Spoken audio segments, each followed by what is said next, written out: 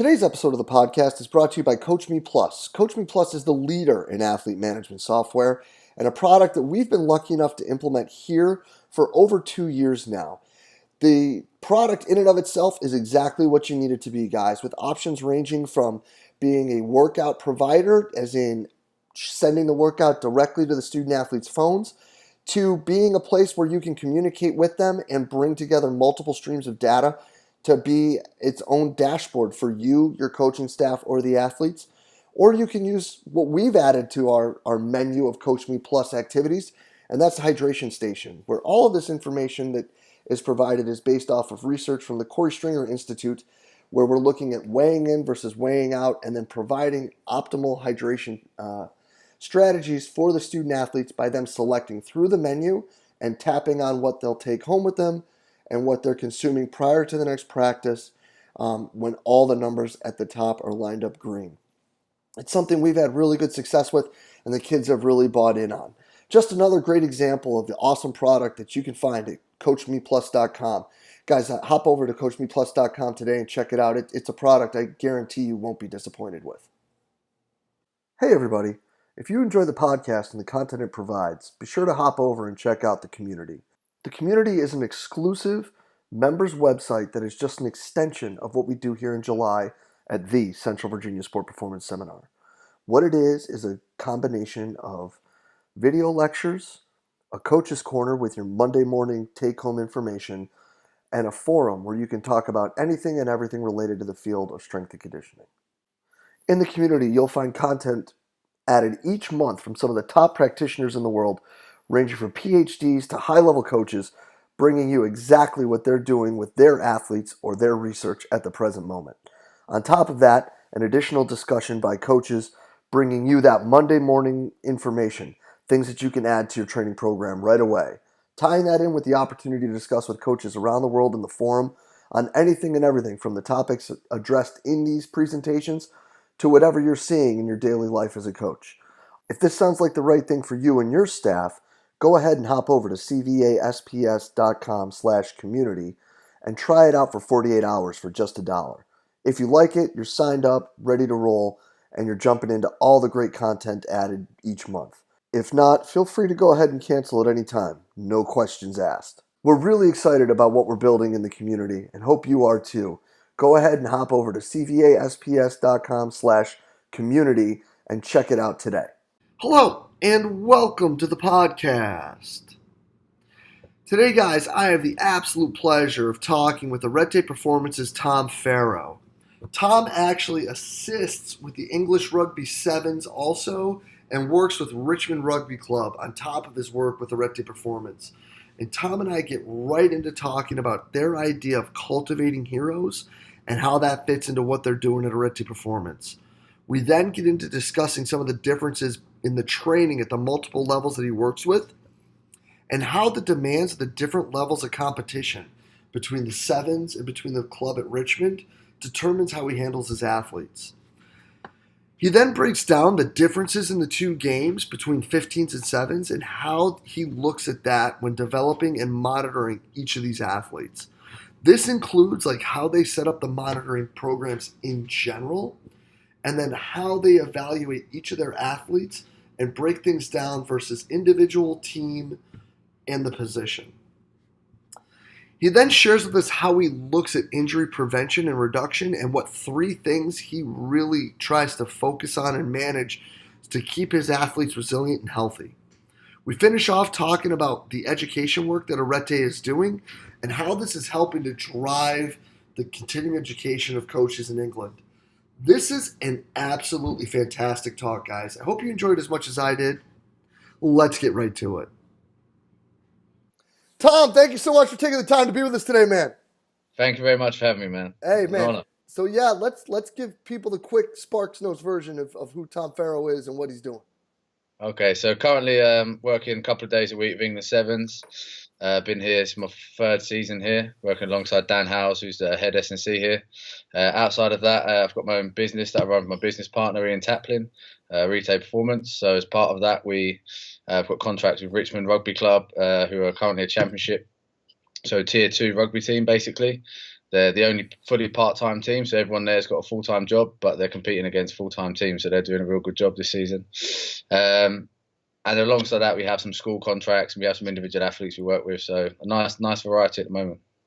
So you're working with the English Sevens, the top of the Yeah, top. You're yeah, working with a championship level club, which is the second tier pro, and you're working yeah. with school aged, college, high school age teams.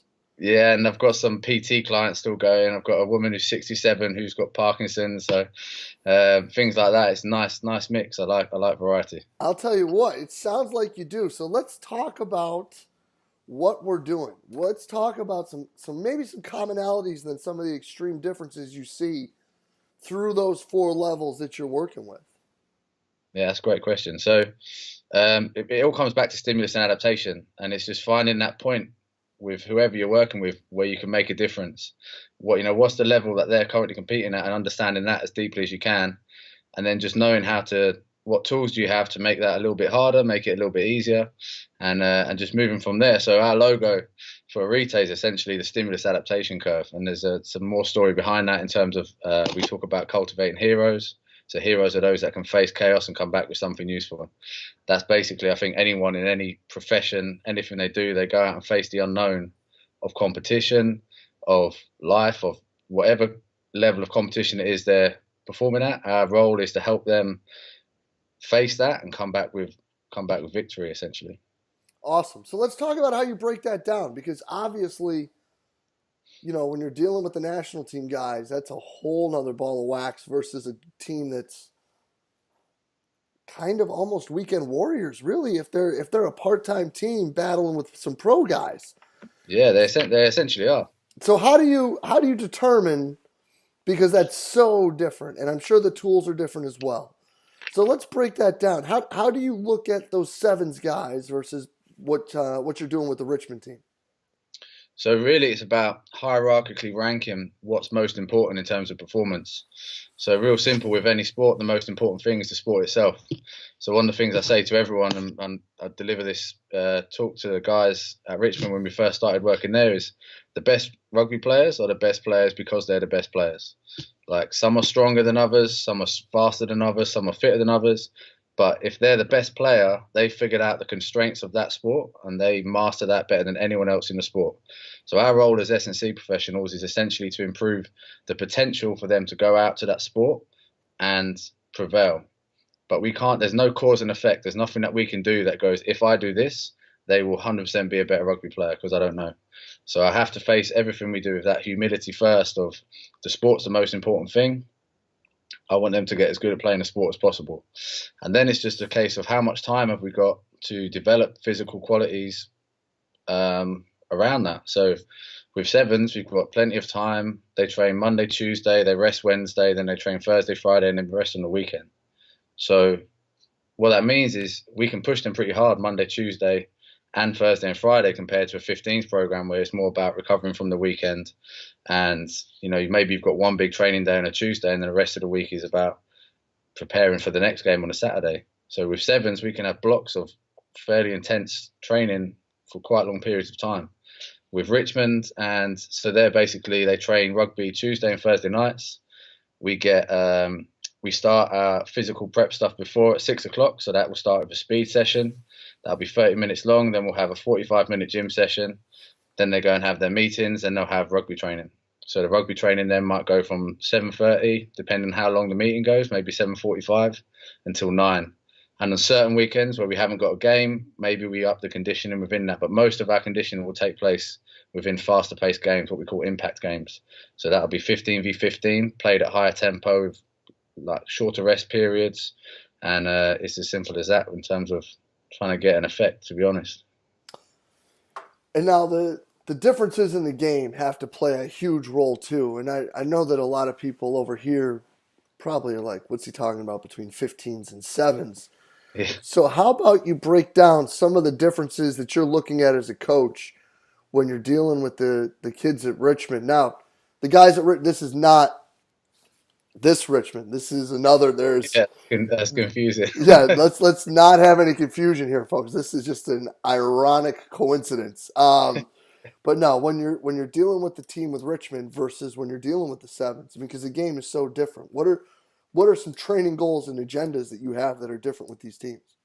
Okay, so just for everyone who's not familiar with the two different varieties of rugby, uh, 15s is 80 minutes long, two halves of 40 minutes. There's 15 players on each team, essentially. Sevens is usually played in tournaments, and each game will be 14 minutes long with 7-minute halves. And then within a tournament, they could play anywhere up to 6 games, and that's sometimes spread over 2 days. It's sometimes spread over 3 days. It changes. So the key difference is really in high-speed meters. So we classify high-speed meters as anything above 5 meters per second. So whereas in a 15s game of rugby, the total distance covered by a back, say someone who does more running than most of the other team, maybe around 7, maybe 8K, depending on position. The total high-speed meters within that be say 600 to 700 meters above 5 meters per second, so less than 10% essentially. Within sevens, within a 14-minute game, it'll be about 1,500 meters total distance, and about 20% of that will be high-speed meters. So over a weekend, they could be doing almost 9K of running. 20%, almost 2K of that is high-speed meters. So they tend to be a lot, well, not a lot, but a little bit smaller. They tend to be faster. They're a lot fitter than 15s. Technically, it's a lot more demanding because the players are exposed. So it's the same size field, but it's 7 players on the field instead of 15. So their tackling has to be on point. Their passing has to be on point. Every skill essentially is getting highlighted because otherwise they're going to get exposed out there. So it's a very demanding game. Some of the other challenges are sevens in terms of travel. They travel all over the world, so we have certain jet lag protocols that we follow in order to make sure that they're recovered before we start pushing them again once we get to wherever we're going to be. And then it's a case of that increases the likelihood of injury because of the greater high-speed meter load. The travel times can be very long, whereas 15s they play more regularly, sevens they don't. So in terms of managing training load, that becomes really important because, like in terms of like your GPS meters on high speed is the key thing that we look at. That's going up and down all the time. So we have to be quite smart in terms of how we manage that. So, what are some examples of how you have done that? So one of the things we look at is just your training stress balance, essentially. So it's your acute chronic workload, and so we basically track everyone. Preseason for us is about getting not huge, but a high working average. So we know when the season starts in sevens, that's going to come down, and any tournament weeks that's going to come down. So we look to have leading into from the end of preseason, some of our guys were at 500, 600 average. So that means in a whole week, they're doing 4,000 to 4,500 high-speed meters a week, which is off about 25,000 total meters. So it's pretty demanding. But then once we get into the season after a tournament week, so it could be 2 to 3 weeks where we taper them down. They don't do too much running. They might be down to like 100-meter a day average. So then that's basically just what they've done in the tournament in the week because everything else is very low and it's about recovering and being as fit as possible for that tournament. So we track GPS meters. The key variable we're looking at is high speed meters. We look at sprint speed a little bit, which would be above 7 meters per second. But we found that to be fairly useful with just tracking high speed meters, to be honest. That's interesting that high speed became more pertinent than sprint meters. Whereas sprint meters would be fairly low, to be honest, in some games. So high speed's probably a little bit more of a reliable variable to consistently watch. We use high speed because it's probably the point where hamstrings become a little bit more involved and the likelihood of injuries probably increase. So that's why we started using that, and it seems to work pretty well.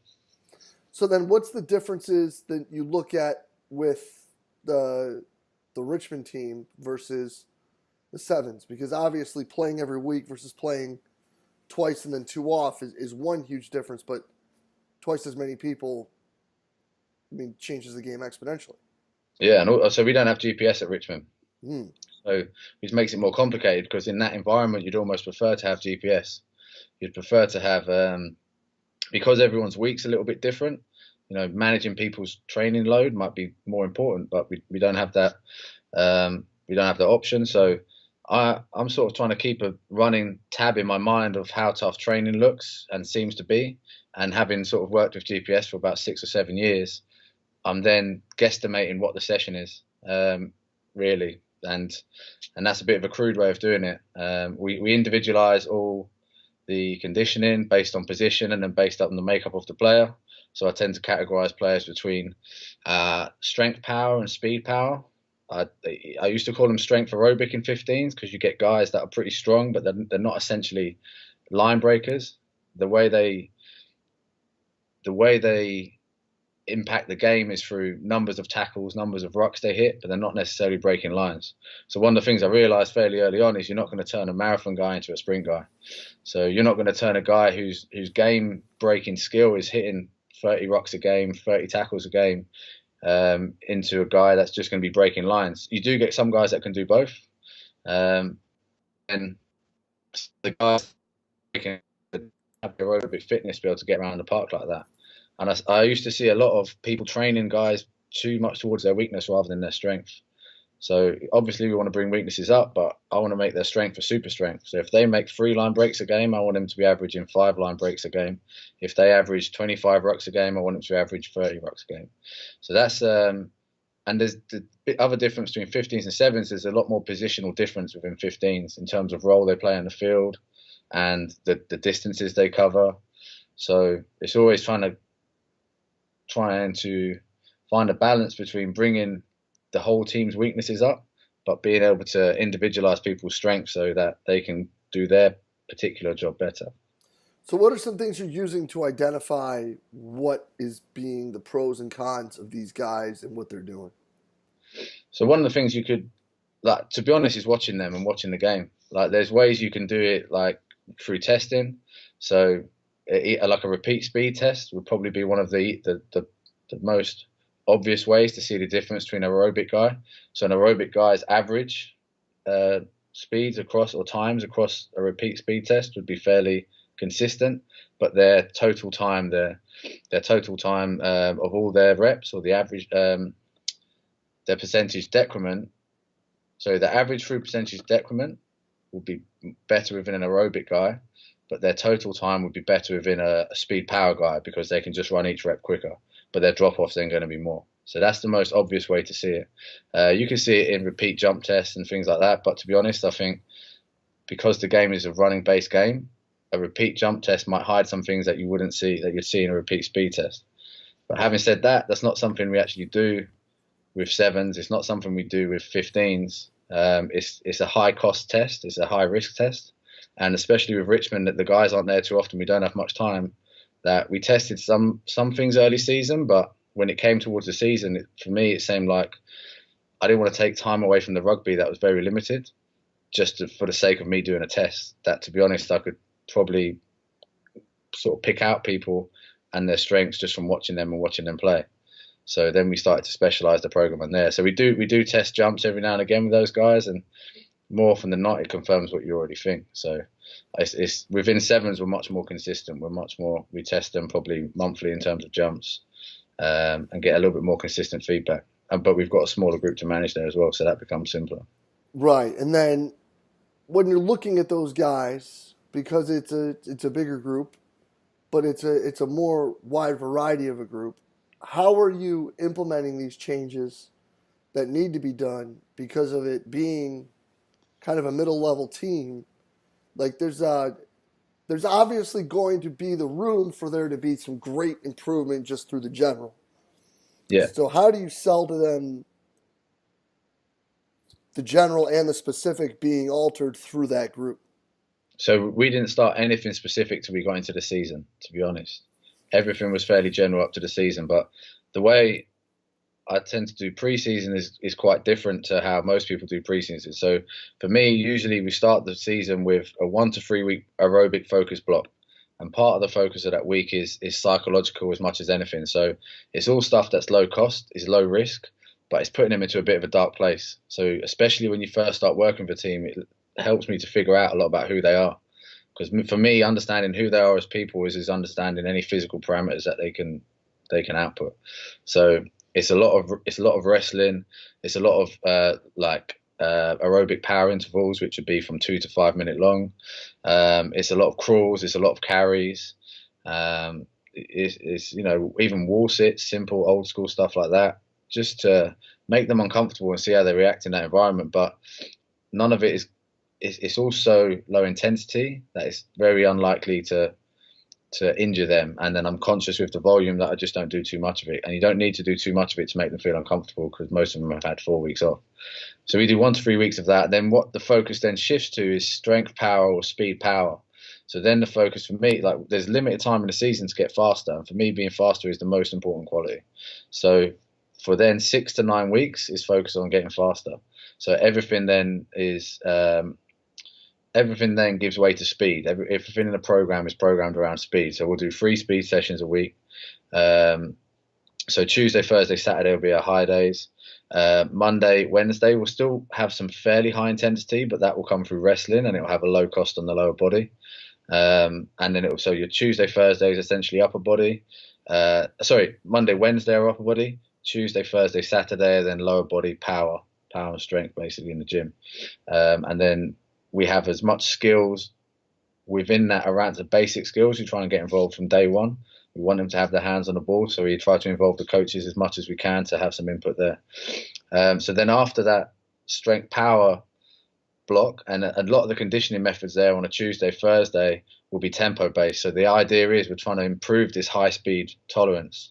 So for me, tempo acts as almost like a robustness tool. If you can manage, so in one, say if we do, what's a big tempo session for us might be 3 sets of 8. So if there's 2,400 meters of total distance, that's about 1,900 meters of high speed meters. But in a game, in 15s, all they're going to have to cover is potentially 700 meters. So if I know in a week I can build a high speed tolerance up to 2 or 3K within a week of high speed meters, then I know that going into the season, they're less likely to break down. It's the high speed meters that will test them. So for me, I probably need to draw this, but I think of it as building a pyramid. So if we have a pyramid of speed with intensity going up the side and volume being across the bottom, I think every speed has a certain volume that the individual can cope with. And obviously, as you get slower, they can do more of that speed. So I want to improve the intensity, so I'll make the peak of the pyramid higher. I want to make the whole base of that pyramid wider as well. So we focus up here in terms of stretching that pyramid at the top, which are the dangerous meters in terms of injury. Mm-hmm. So that's where tempo is really important for me. And then once I've got that high speed base, then I start adding the heart and lungs work in. That's when they start to feel tired, and that's when they start to really do that's where your sort of MAS intervals do become fairly valuable. Repeat speed intervals, and then a lot of it then as we get towards the season becomes much more game-based conditioning. So it's almost like the flip of how everyone seems to do conditioning from what I see a lot of places, is that make them as tired as possible early on. But then for me, then that's your key time to get faster, and then it's gone. If you don't use that window, it's gone. So for me, make them faster. I mean, Charlie Francis pretty much is what everything he talks about. Make them faster and the game takes care of itself. And almost regardless of what conditioning we do, they're going to find the first game hard. So those preseason games are just about their training stimulus as much as anything. So some of those will send them into fatigued in order to get more of a training effect out of those games. No, 100%. So let's dive down even more into that if you can. How do you break those sessions down, and how do you separate the highs and the lows and what you're looking at in those weeks to build the speed in your athletes? So everyone talks about, well, there's ideas within sports science of linear periodization, block periodization, but to be honest, I personally have never seen a linear or block method like implemented in its pure sense. And I mean, Carlo Buzzichelli, went out and trained with him in Cuba, and obviously he's one of the top guys in the world in terms of understanding programming methods and periodization. And he used to say a lot of these theories are just ideas for like scientists to make their name. And actually, in practice, none of them work like that. So when I look at most programs, they're all some sort of vertical integration. Everyone does everything most of the time, but how much of they do of everything changes. So I'm like, you might know different, you might do it different yourself, but my personal experience is the most programs I've seen in sprinting, in like kayaking, in rugby, I mean, I can't even talk about sports science in football, as in soccer, because it doesn't seem to happen in the programming sense, really, this modern time. But it's everyone does a bit of everything. So what I like to think is, so we work speed and we work aerobic, but we work towards the center. So rather than it being like a linear like this, we work on the extremes and then we come towards I suppose, the work output of the sport, which is usually within team sports is below maximal intensity. So we start with acceleration and we start with like long, slow aerobic stuff, and then we move towards the center. But so acceleration starts with like sort of 5 to 10 meter accelerations. That moves basically becomes speed, and then with your aerobic stuff, basically becomes like repeat speed or this is where it becomes position specific. So wingers for me in rugby, they don't have much repeat work, so most of their conditioning will remain just tempo based. Like a lot of guys will just flog them, and they're your speed guys, so you want to keep them quick. And if you do too much lactic work with them, they're going to lose. So some of the guys that have to do more repeat work in the forwards, then they'll do some like MAS work. They might do some repeat speed.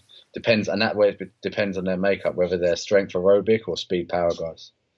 No, I love it, and I think that it's something a lot of people like to talk about how they do, block training with this sport or block training with that sport. But like even in American college sports now, there's not a time of the year where they're not practicing.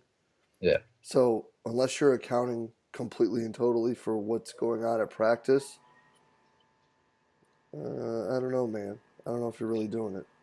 Yeah, and I think in team sports it doesn't exist really. I think within athletics, yeah, it can, and I'm sure some people do, where you've got full control of the program.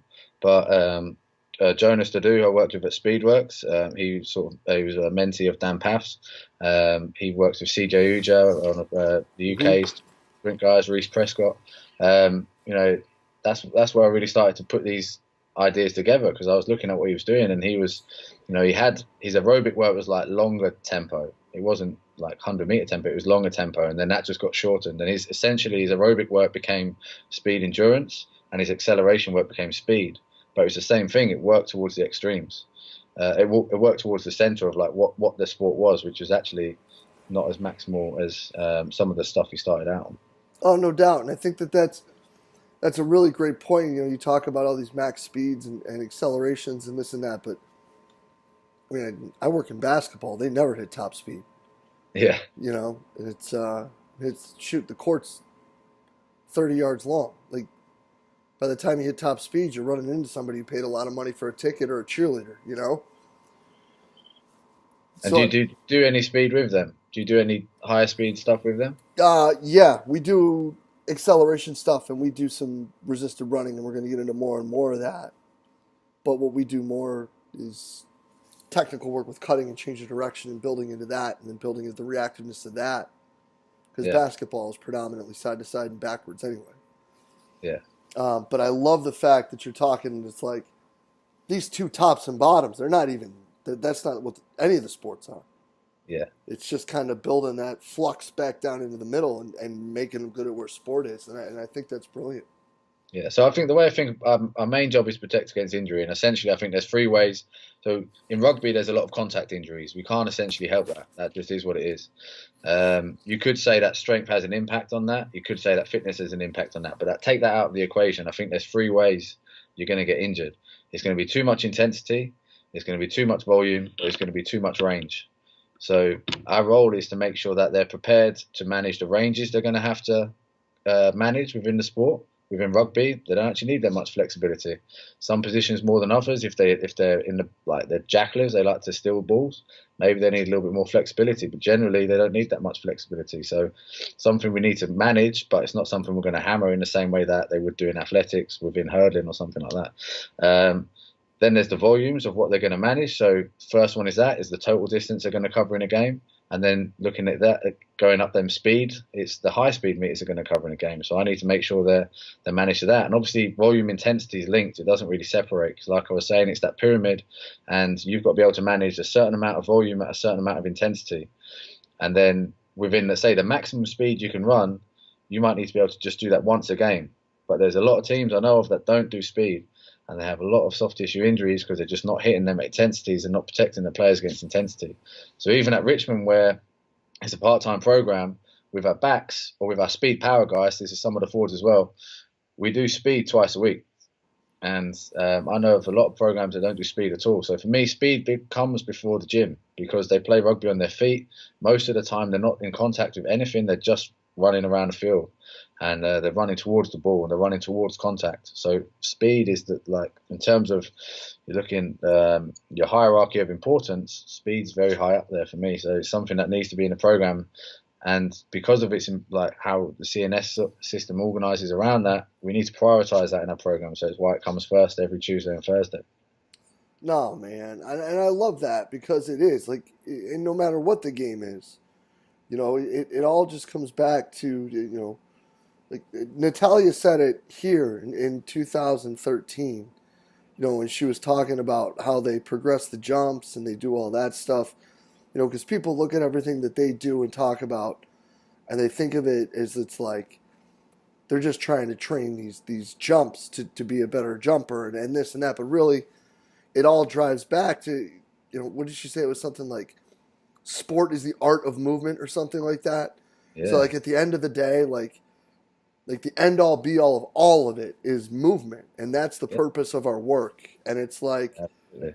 that's why I think that a lot of that extensive stuff when it comes to, you're talking tempo and she would talk jumping and I would Yeah, say, and my jumps are very much influenced by Natalia. That I think that's the year I came with Kia yeah, 2013, and it was like most of the way I think about jumps is completely influenced by that. Intensive, extensive, hip dominant, ankle dominant, mm-hmm, and then everything starts in them early weeks in the preseason. It's all extensive. Repeat squat jumps, repeat lateral jumps, repeat lunge jumps, repeat ankling up and down, forward and back, side to side, and then it just intensifies through the year, and that's a big part of the program. yeah. When you look at it, and a lot of people are like, yeah, but there's got to be more than that, and it's not. Like, I think the best part, like with what you're saying, is the vast ways that it can be implemented, but the simplicity of it is what makes it complex. And Yeah, it's the same thing with what she talks about it. As you look at it, and it's like, well, it's that simple, and it's like, well, yeah, it is, but it's not. Like, yeah, you got to understand like what that next step is. Like when an extensive jump needs to move to an intensive jump, or when it needs to be removed, or this, that, or the other thing.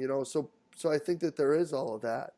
yeah. But bring it up a few years back when you were in town. You guys are doing some stuff over there when it comes to education too. Yeah. So we've started these Lyceum Series, which essentially was just some. My business partner Ian Taplin just thought, this would be a cool thing to do. It wasn't something we put too much thought into. We thought we've got a fair few contacts with some cool guys that we think people would benefit from hearing speak. So we started off with having Clive Brewer, who's over at Toronto Blue Jays, a British guy. So Taplin's knew him from a few years back, and Dan Howes, who's the head S&C over here at Sevens, who I work with, who's super smart guy, like one of the smartest guys I've ever come across in the realm of sports science, especially like the stuff he's doing here at Sevens with monitoring, which he was doing way before I got here, is I think world leading in its simplicity because he set this up while it was just him on his own. And so it had to be real simple to collect the data and it had to be real simple to feed back. So it made sense to athletes and coaches. So we had those two do our first one. It was brilliant. It was real popular. Then we was fortunate enough to get Carlo Buzichelli and Alexander Navas, who's the head of jumps for the Cuban jumps program. So another real cool speakers that people wouldn't usually get too much access to. And then we had Dan Paff, we had Buddy Morris, and then we had Ben Rosenblatt and Remy Mabed, who are involved with English football at the moment. And then we had Dan Howes again to present on some rehabilitation stuff. So we've had some really cool speakers, and it's something that we're trying to keep like real low cost, something that we can do fairly frequently. Most of them have just been evening events. We won't necessarily always follow that format. We might sometimes go day events where if we get more speakers and like we're not really planning ahead too much of it at the moment. We're just real fluid in terms of seeing where it goes and what it can become. No, it's brilliant, man. I love it. And anybody driving the profession forward, I know how much effort it takes to put those things on, man. So Oh, it's you've done an amazing job at CVAS and the speakers you've got this year. I was saying to Kia, I've got a lot of trips this year, but I'm trying to make some time to come over for this one because it's very good. appreciate it, man. We're stoked, and hoping a bunch of you guys can make it over. Sammy's talking about it, and that little guy from Australia said that he might come up too. So, It's out of nowhere. yeah, so we'll see. But listen, man, where can people find out more about what Tom's doing? Where can they follow you on the socials? Where can they see you on the internet? What are we looking at? So on Twitter, that's a good question. I don't know what my name is on Twitter. Let me check. Um, so we got for the Arete stuff. The Arete account is Arete Perform _HQ. So I'm probably gonna have to send that over, and you can put it in the link because I'll spell it out. So it's ARETE Perform _HQ. For me, it's let me check. I don't know these things. Arete Tom, so ARETE_Tom. And then on Instagram, I suppose if you search my name, a picture of my face will come up somewhere. And there's stuff on there. We put all our stuff through there in terms of what we're doing. No, 100%. And it's the same one on Instagram. It's the Tom _ARTE Perform. So yeah, it's putting out stuff, man. Putting out good stuff. And the Richmond Club has one too. Yeah, there's a Richmond website. I don't know what theirs is. I'm no good on this. Yeah, no, it's all good. So it's Richmond FC. Mm-hmm. If you search that, their stuff's on there. They sometimes repost some of the stuff we do in the gym. I mean, that's a cool environment. It's probably quite different to what you get in a collegiate setting. In that we've got a gym of 4 squat racks. We've just got some squat racks put in outside. But in pre-season, we had a strip of grass to run on, basically about 10 meters wide, and a square that was about 30 by 30. And then on that, we had 85 athletes throughout pre-season, men and women. So in the gym, sometimes we'd have 40 to 50 athletes with 4 squat racks. It was chaos, but I'm into that sort of thing, and it just figured itself out. It's cool. Sometimes it does, I guess. Well, listen, man, I appreciate the time. This is awesome, and people are going to love this. This is great. Thank you so much. Thank you very much for having me. Really appreciate it. Yeah, man. Well, listen, we'll be in touch real soon. This is gonna be hot. Thanks, bro. Awesome, man. Yeah, man. Cheers. No worries. Thank you. And a huge thanks to Arete Performance's Tom Farrow for spending the time with us today. Guys, I mean, open, honest, candid sharing, an individual who broke down not just what his company's doing, but what he's doing with 2 high-level programs as well. It's absolutely fascinating. I can't thank Tom enough for being so open, honest, and candid with his sharing with us today. And as always, guys, if you enjoyed the talk, please share it through the social media outlet of your choice, Facebook, Twitter, Instagram, whatever it may be. If you know somebody that can take something from this talk, please tweet it at them, tag them on the post, shoot them a DM with the talk. We're just trying to get the best information out that we can get to all the great coaches out there.